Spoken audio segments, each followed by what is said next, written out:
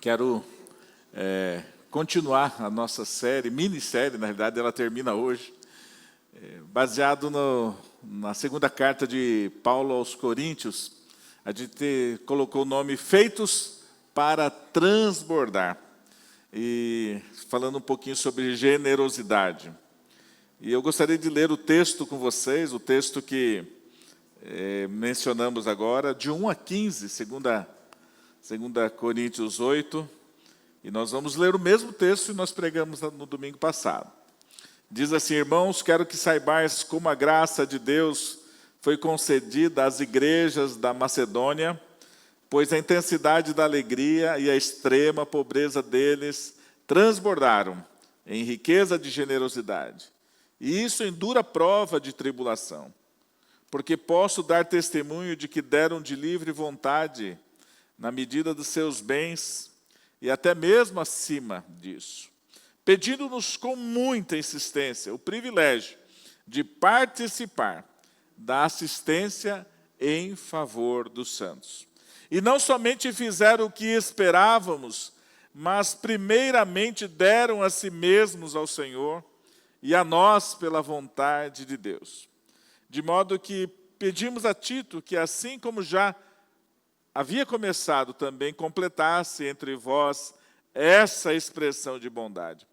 Portanto, assim como tendes transbordado em tudo, em fé, em palavra, em conhecimento, em toda preocupação e no amor que temos despertado em vós, vede que também transbordeis nessa expressão de bondade. Não digo isso como quem dá ordens, mas para provar a sinceridade do vosso amor, mediante a comparação com a dedicação de outros. Pois conheceis a graça do nosso Senhor Jesus Cristo, que sendo rico tornou-se pobre por vossa causa, para que fosseis enriquecidos por sua pobreza. E quanto a isso dou o meu parecer, para o vosso proveito, visto que no ano passado fostes os primeiros a começar, não somente a participar, mas também a desejar fazê-lo. Agora, pois, completai a obra, para que assim como houve disposição no desejar, haja também o cumprir conforme o que possuís. Porque se na disposição isto é aceitável de acordo com o que alguém possui, e não de acordo com quem não possui. Digo isso não para que haja alívio para os outros e sofrimento para vós, mas para que haja igualdade. No tempo presente, a necessidade dos outros está sendo suprida pelo que excedeu de vós, para que também aquilo que deles exceder venha suprir a vossa necessidade e haja igualdade. Como está escrito, ao que muito colheu, nada sobrou, e ao que pouco colheu, nada faltou. A gente, revendo um pouquinho do que a gente falou no domingo passado, nós vimos que Paulo está levantando umas ofertas para ajudar a igreja de Jerusalém, na realidade o povo de Jerusalém, a cidade de Jerusalém. Eles estavam passando, não só a igreja, mas toda a cidade, passando por uma dificuldade muito grande, e isso estava afetando a vida financeira. Então Paulo vai e começa a se mobilizar, começa a mobilizar igrejas para que cooperassem nessa obra. E ele está mexendo um pouco com o pessoal da igreja de Corinto, porque eles foram aqueles que falaram que queriam cooperar, vamos ajudar, mas na realidade começaram a demorar para fazê-lo. E Paulo então pega o exemplo da igreja da Macedônia, as igrejas da Macedônia, não é uma igreja, mas são várias igrejas. Eu falei isso no domingo passado, que é Bereia, Filipos, Tessalônica. Essas igrejas eram extremamente pobres, eram de uma região pobre, era uma igreja que estavam passando por perseguição, e era realmente uma situação muito difícil. Alguém que está passando por perseguição, sendo confiscados seus bens e tudo mais, sendo mortos, né? Na igreja de Tessalônica, a perseguição era muito, muito forte. Mas essas igrejas, elas se mobilizam e levantam uma oferta significativa para ajudar a igreja de Jerusalém.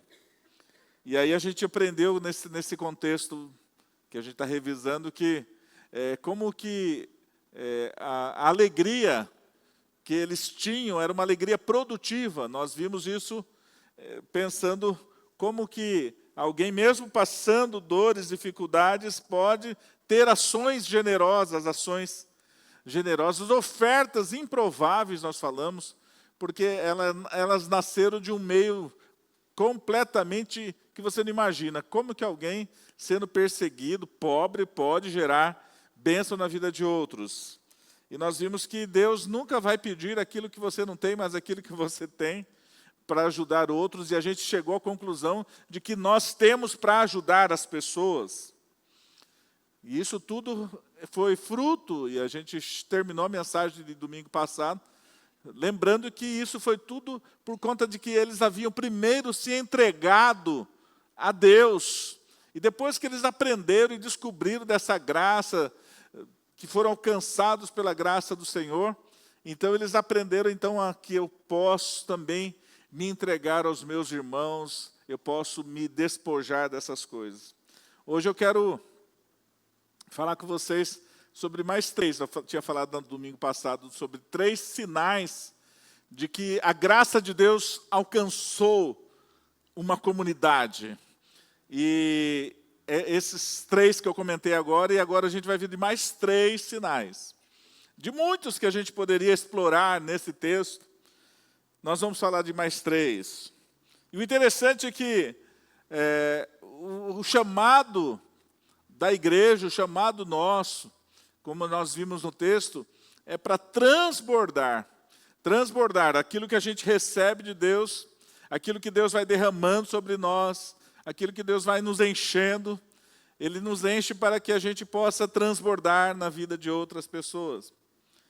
E esse sinal é de que quem conheceu a graça de Deus, descobriu a graça do Senhor, consegue entender que a vida dele é uma vida que foi chamada para servir aos outros, foi chamado para derramar, despejar a generosidade daquilo que Deus tem dado, mas eles se sentem extremamente honrados.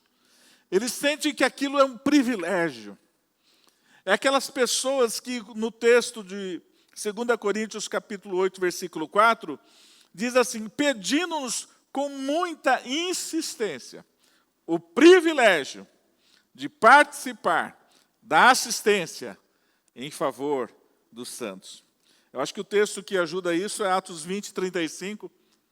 Atos 20, 35 diz assim: em tudo vos dei o exemplo de que deveis trabalhar assim, a fim de socorrerdes os doentes, recordando as palavras do próprio Senhor Jesus.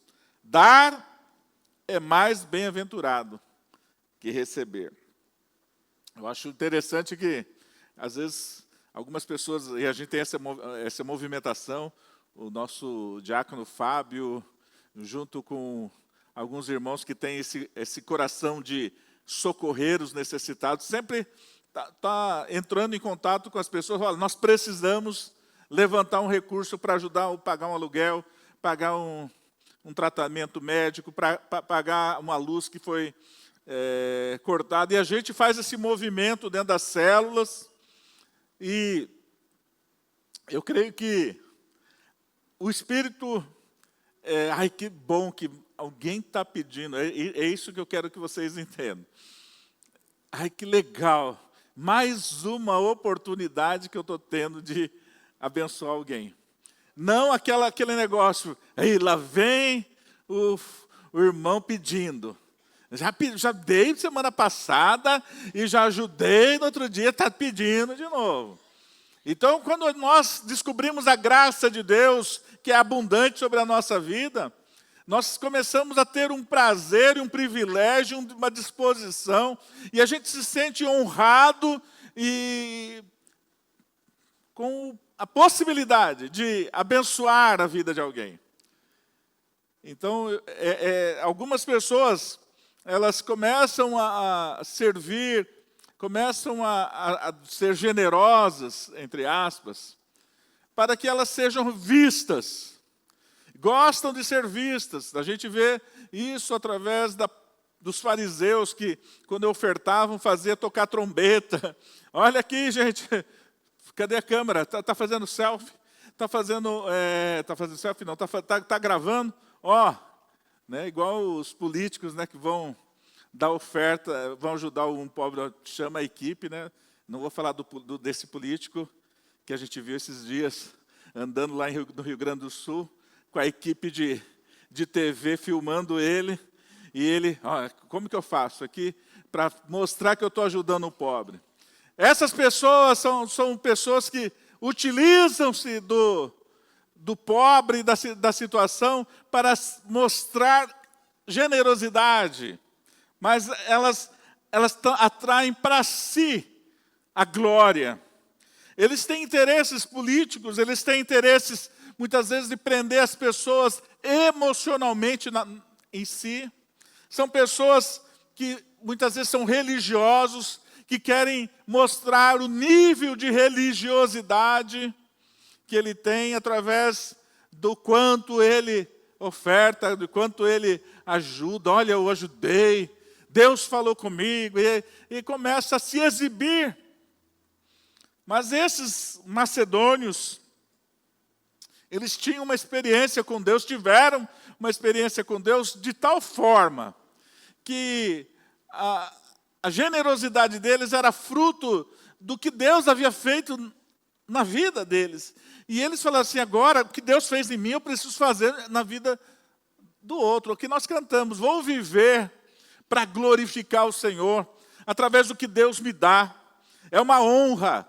É uma honra quando alguém chega e fala assim, eu preciso da sua ajuda. E você fala, olha, eu estou me sentindo honrado. Mas tem gente que se sente, fala assim, lá vem essa pessoa pedir mais uma vez. Né? Lá vem essa pessoa, eu já ajudei. Não tem outras pessoas para pedir, não? Toda vez, eu quero que isso seja um valor para a nossa igreja. Toda vez que alguém te procurar para ajudar, você fala assim, obrigado pelo privilégio que você está me dando de participar desse movimento. Eu não sei quanto que eu posso ajudar direito, mas eu vou ajudar. Lembra que nós falamos no domingo passado? Eu posso ajudar. Eu posso ajudar. Muito ou pouco. Você só não pode dizer, eu não posso ajudar. A quantidade não importa. O importante é que você fale, eu quero participar desse negócio aí. Ah, vamos mandar gente lá para a viagem missionária? O que eu posso fazer? Porque você se sente honrado. Você se sente que é um privilégio. Nós vimos uma comunidade, uma igreja, que em certos momentos, nós somos essas pessoas, precisamos de ajuda. Mas é interessante, se você procurar nessas casas pobres lá e se for pedir para eles estão passando necessidade, se você for pedir para eles, olha, eu preciso ajudar o vizinho de lá, você tem uma lata de óleo? Perigoso ele dar, se ele tem duas, ele vai dar uma. Eu quero dizer para aqueles que já conheceram a graça de Deus, como nós, fomos alvos da graça de Deus, recebemos um presente maior do que todos, a salvação, recebemos o Espírito Santo na nossa vida, e Ele diz que estaria conosco todos os dias, não nos deixaria, não nos abandonaria, nunca viu um justo mendigar e a sua descendência, nunca viu um justo passar fome e sua descendência mendigar o pão. E a gente entende que o Senhor é um Deus que usa e guarda e cuida e providencia. Só quem recebeu e percebeu a graça sobre a sua vida é capaz de ser liberal, sentir alegria e honra, poder ajudar as pessoas. Então, o primeiro sinal que nessa noite eu quero que você guarde é o sinal de que é uma honra poder transbordar do que Deus tem dado na sua vida, para a vida de outras pessoas. Uma história que a gente ouve, que eu acabei tropeçando nela nessa semana, foi a história de um jovem que eu não sei se é verdade ou não, mas é uma ilustração, que chegou e fazia tempo que ele não conhecia fazia tempo que ele não via o seu amigo, mas quando ele o encontrou, viu ele de uma condição diferente, com um carro melhor, trabalhando, tendo uma prosperidade na sua vida. Ele falou: epa, o que aconteceu com você? Aconteceu alguma coisa na... Ele falou: sabe o que aconteceu? Meu irmão, eu tenho um irmão que teve certas condições e ele começou a investir na minha vida. Me ajudou a trocar o carro, me ajudou a fazer os meus negócios, deu direção, foi ajudando. E hoje eu estou bem. E aquele jovem então falou assim: nossa, como eu quero. Só que na hora que ele falou como eu quero, esse que tinha sido abençoado interrompeu ele, tipo assim: eu sei que você vai falar. Eu sei que você vai falar que você queria ter um irmão igual ao meu, né? Ele falou: não, você está enganado. Eu não queria ter um irmão igual ao seu. Eu quero ser igual ao seu irmão.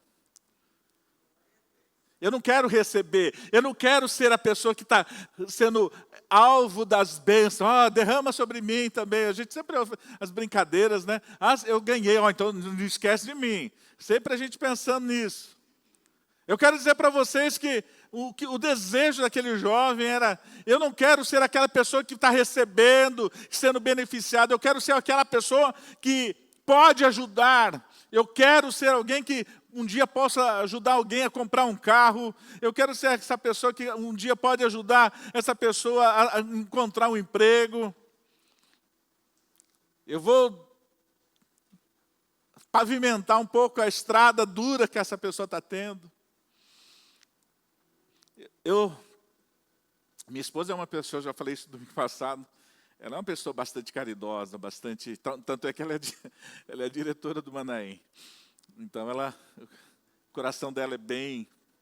Eu sou uma pessoa generosa, mas ela é muito mais. E eu lembro de uma história antiga, mas quando a gente se casou, e ela fazia parte do RH da empresa, e ela começava a entrevistar pessoas, e ela via que as pessoas não sabiam fazer matemática, não conseguiam fazer os testes. Aí daqui a pouco: amor, eu vou receber alguém lá em casa, um senhor, que eu vou dar aula de matemática para ele. Porque daí ela ensinava as operações que ia cair no teste da empresa.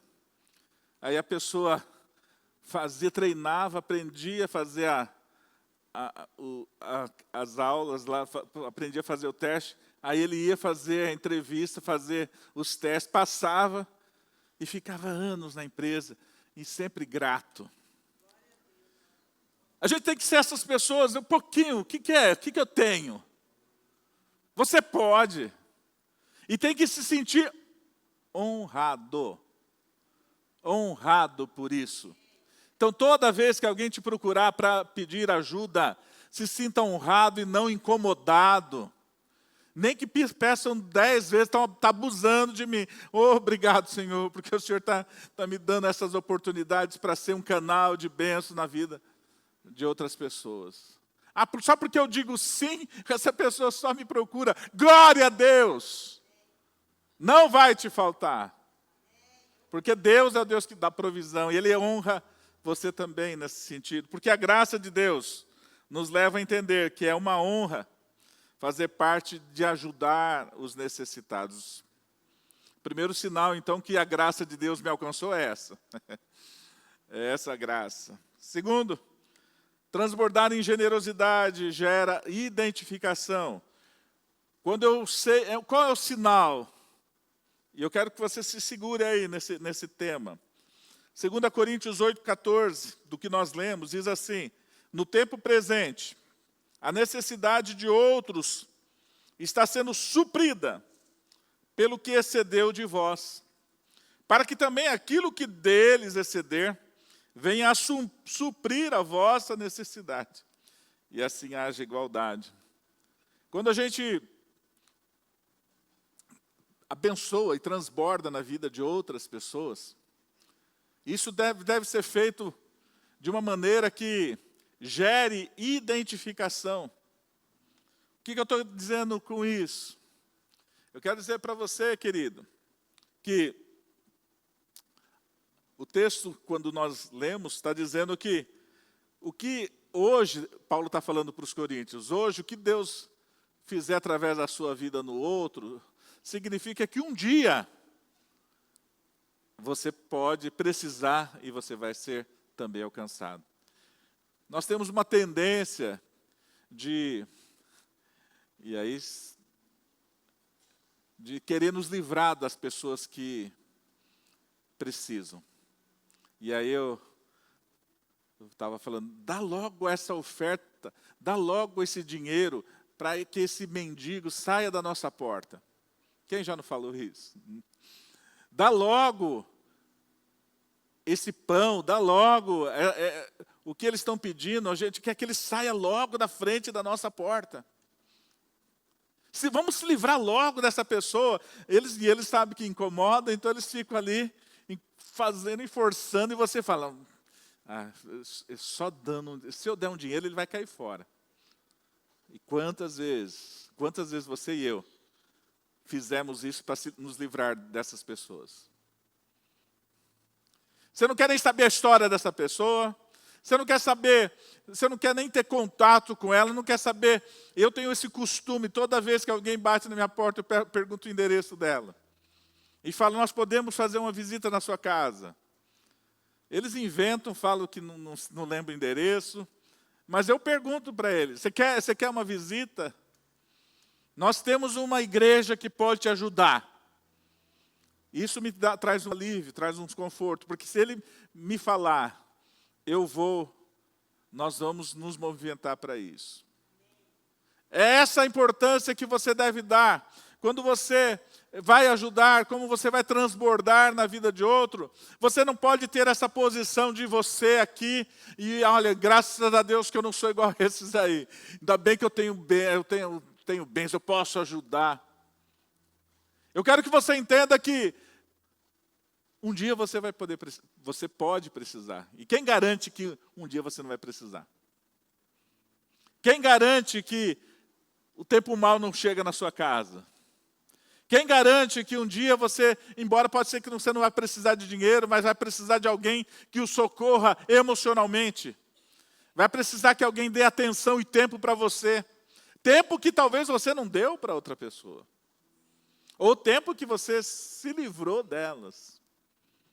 Porque você fala assim, eu não tenho esse contato.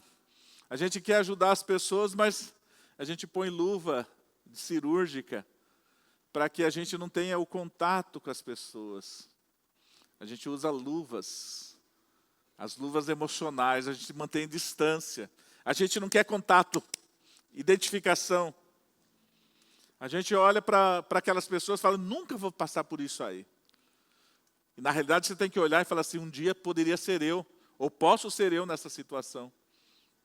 E eu estou falando você talvez tenha pessoas que você está pensando em gente mendiga, mas pode ser uma pessoa, essa igreja era a igreja de Jerusalém, a primeira igreja fundada. Era a igreja de Jerusalém que estava precisando. Era a poderosa igreja de Jerusalém. Quem disse que um dia nós não vamos precisar? Quem disse que um dia que a sua família não vai precisar? Quer seja material, quer seja emocionalmente, quer seja um tempo para alguém ouvir você está precisando falar e ninguém te dá ouvido, você vai precisar de alguém. Então sai desse salto, sai dessa arrogância.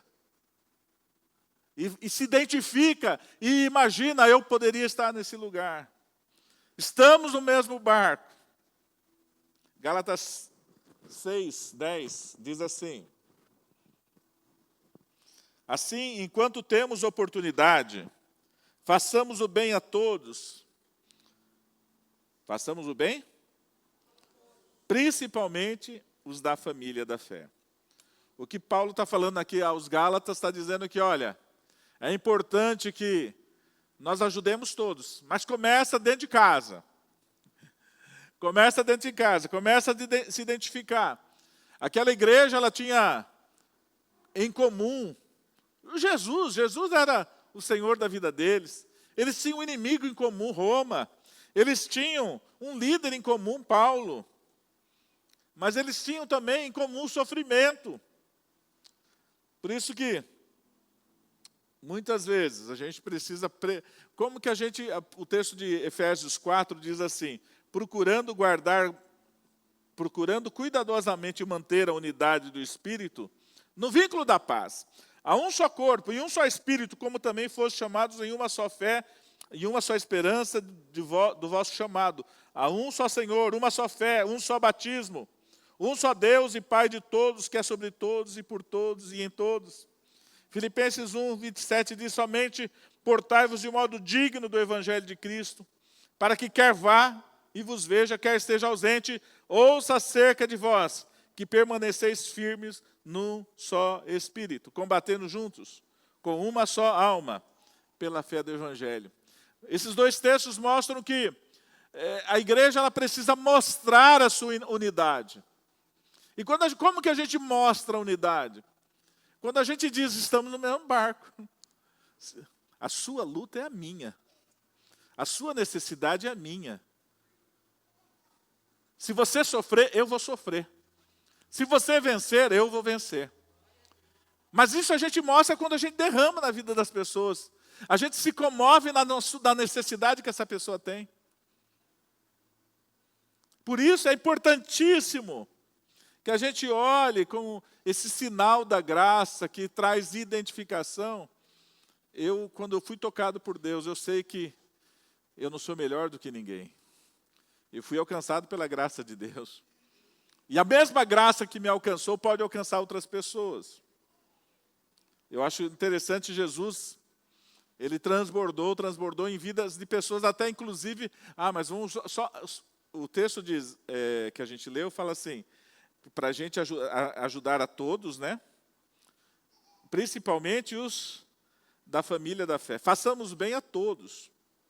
E eu quero dizer para você, façamos o bem a todos, e esse todos pode não ser da sua igreja, pode não ser da sua fé, pode não ser o evangélico, mas ele é gente, ele faz parte da comunidade de seres humanos nessa terra.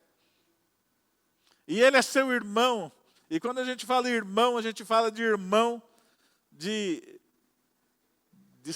fazer parte da raça humana.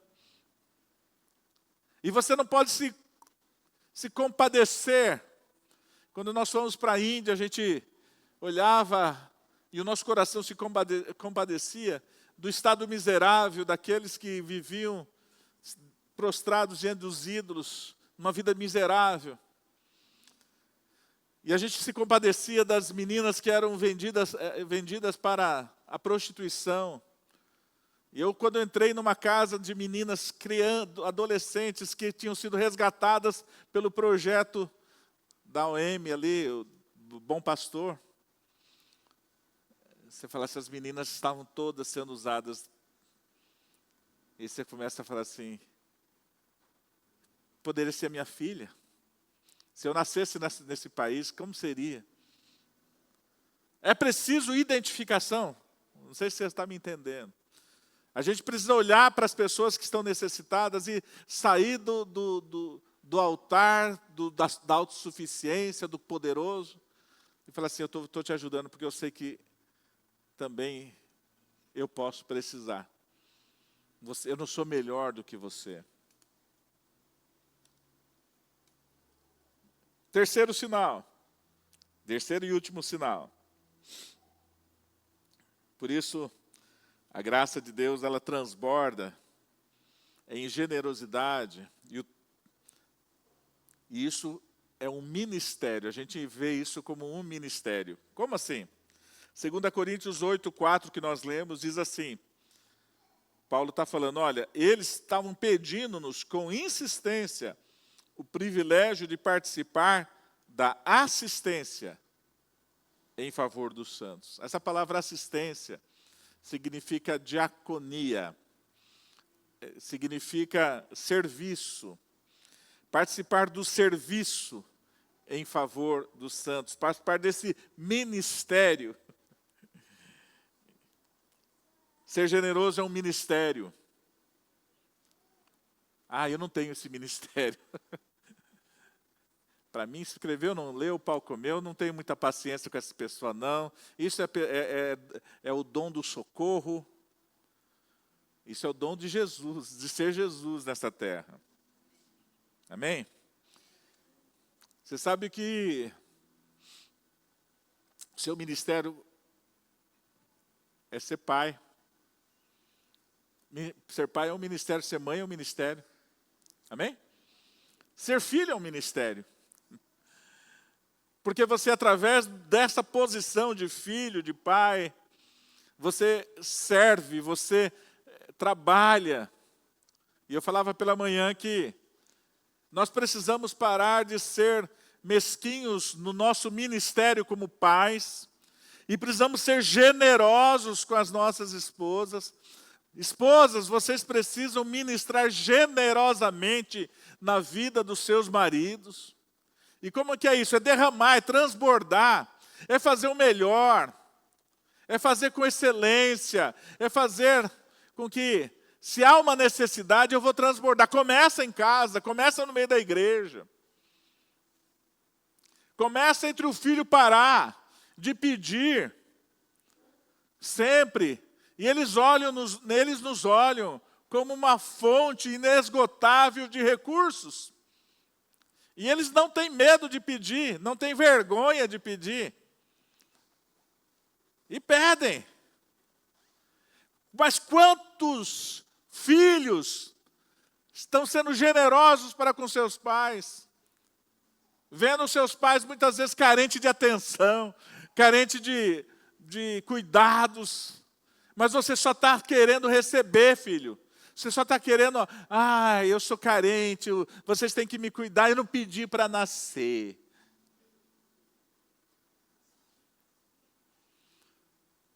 E sabe de uma coisa?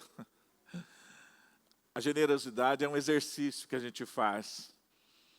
Mas não adianta nada você ser generoso fora e não ser generoso dentro da sua casa. Concorda comigo, gente? Quanta gente é tão boazinha fora, hein? Mas chega em casa, é não, sempre não. Por isso, o dinheiro e os recursos que Deus nos tem dado é nosso servo. Eles têm que servir, nós não podemos servir ao dinheiro. Eles têm que fazer aquilo que Deus quer. Se Deus nos deu recursos, se Deus nos deu habilidade, se Deus nos deu condições, se você é uma pessoa que tem uma habilidade, é um contador, seja bênção na vida de outras pessoas. E eu sei que nosso contador aqui é uma bênção e serve outras pessoas. Nós temos aqui gente que é pedreiro, e como eles quebram o galho para pessoas. Tem gente que é uma bênção, a gente está precisando às vezes, e vai lá nossa irmã querida, Rosa, passar nossa roupa. A roupa está acumulando, a Silvana não está muito bem de saúde, daqui a pouco, Rosa, estou aqui, vim aqui passar a sua roupa. Ruth já fez isso. Como é bom você ser uma pessoa que tem um ministério de ser generoso. E esse ministério expande nas células. O líder de célula tem que ser generoso. O pastor tem que ser generoso. O ministério em qualquer área, generosidade. Quando os macedônios estavam dizendo assim, nos ajuda a desenvolver esse ministério. Nós queremos ser participantes desse ministério. Ministério, qual é o ministério? De servir. E o servir faz parte de qualquer um dos ministérios, a partir dentro da sua casa. Não sei se você está me entendendo. Quem está me entendendo, diga amém. Por isso, eu quero começar a encerrar essa palavra hoje, dizendo que a graça de Deus nos capacita a colocar os nossos bens a serviço das pessoas. E quando falo bens, eu estou falando de recursos materiais, e eu estou falando de atenção, de habilidades, de dons. E eu quero começar a encerrar com uma história. Um certo capelão evangélico,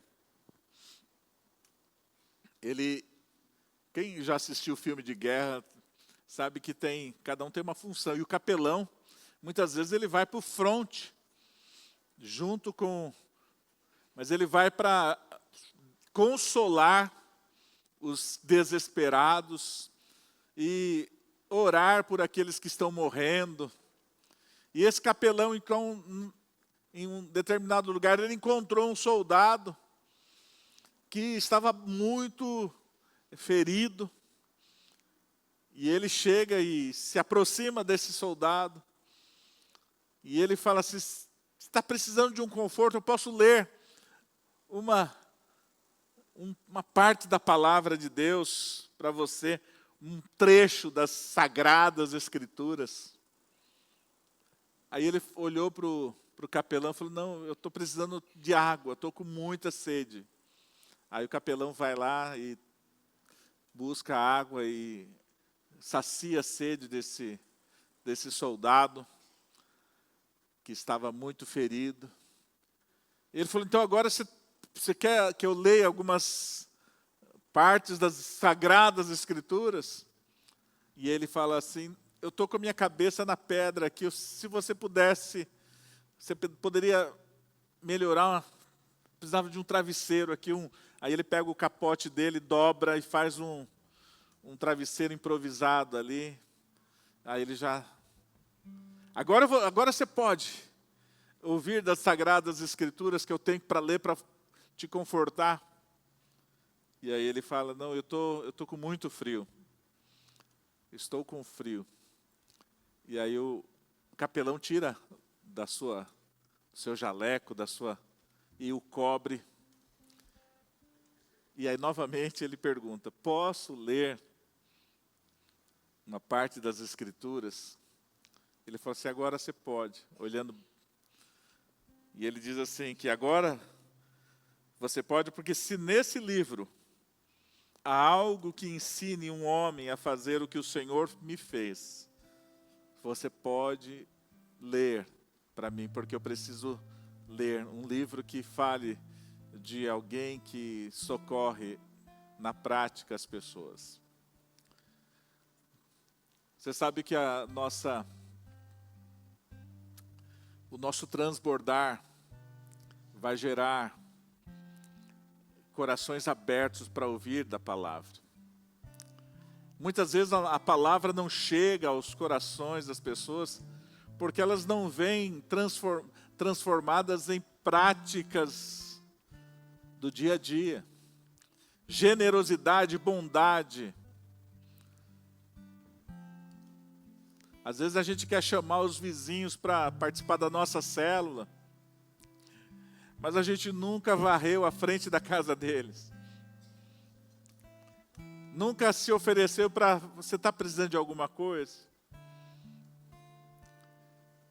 Nós precisamos ser essa igreja. O meu sonho é a partir de mim. Eu preciso ser essa pessoa.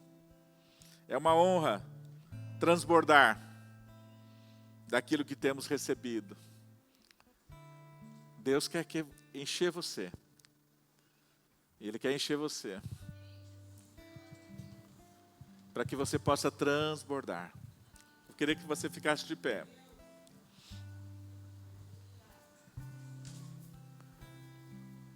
Largue mão de se sentir o diferentão, o privilegiado.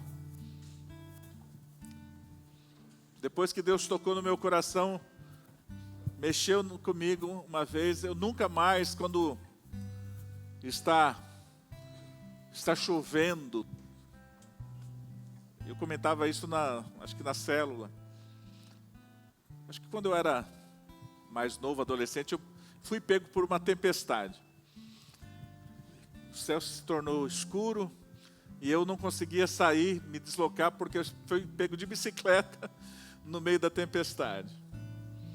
E eu consegui um abrigo assim, perto de um muro, e esperei aquela chuva passar. Mas eu fiquei, acho que, meio traumatizado. E toda vez que vai criando temporal assim, eu falo, ai, graças a Deus que eu estou dentro da minha casa.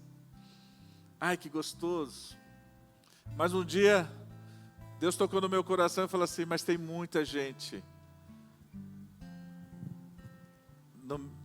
nessa chuva.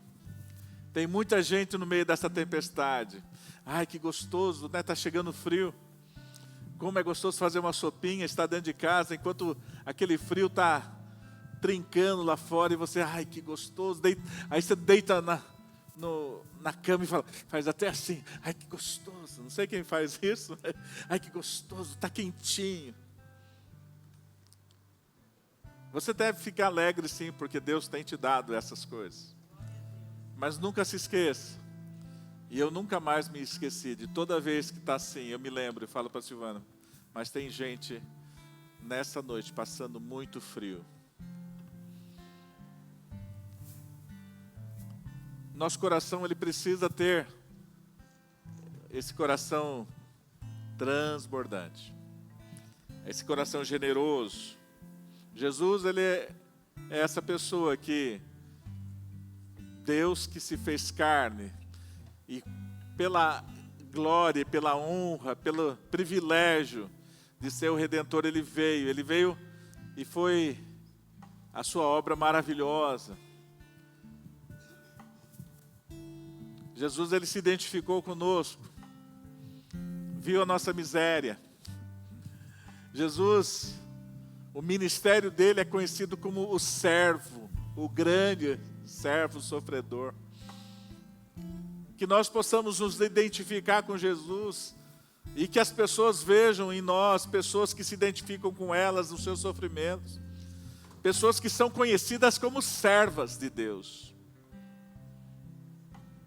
Que a gente não queira se livrar com o nosso dinheiro daqueles que estão passando necessidade. Olha, fiz a minha obrigação. Mas que você fala, Senhor, usa-me, Senhor, como a gente vai cantar agora.